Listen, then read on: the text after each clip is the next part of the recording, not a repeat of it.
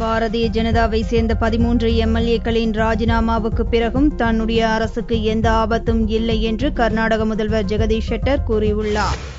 கர்நாடக முன்னாள் முதல்வர் எடியூரப்பா பாரதிய ஜனதாவிலிருந்து விலகி கர்நாடக ஜனதா கட்சி எனும் தனி கட்சியை துவங்கியுள்ளார்.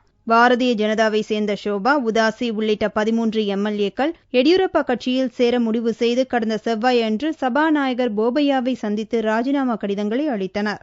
ராஜினாமாவை ஏற்கக்கூடாது என்றும் கட்சி விரோத நடவடிக்கைகளில் ஈடுபட்டதற்காக பதவி நீக்கம் செய்ய வேண்டுமெனவும் ஷெட்டர் ஆதரவு எம்எல்ஏக்கள் சபாநாயகரிடம் வலியுறுத்தினர். ஆனால் 13 எம்எல்ஏக்களின் ராஜினாமாவை ஏற்பதாக சபாநாயகர் செவ்வாய் அன்று இரவு அறிவித்தார். இந்நிலையில் புதனன்று பேட்டியளித்த முதல்வர் ஷெட்டர் 13 எம்எல்ஏக்கள் விலகிய போதும் தன்னுடைய அரசுக்கு எந்த ஆபத்தும் இல்லை என்று உறுதிபட தெரிவித்தார்.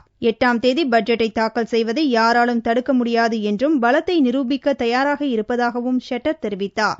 No impact and there is no problem for our government and session is already I called.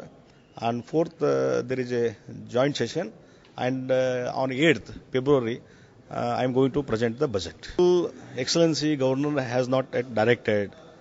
Already I told in so many forums, if any comes that regarding conference vote, everything, I am ready for anything to face everything in the assembly. 225 எம்எல்ஏக்களை கொண்ட சட்டசபையில் பாரதிய ஜனதாவின் பலம் 119ஆக இருந்தது. 13 எம்எல்ஏக்களின் ராஜினாமாவுக்கு பிறகு பாரதிய ஜனதாவின் பலம் 106ஆக குறைந்துள்ளது. இதனால் அரசின் பலத்தை நிரூபிக்கும்படி ஷெட்டருக்கு கவர்னர் பரத்வாஜ் உத்தரவிடுவார் என்று எதிர்பார்க்கப்படுகிறது.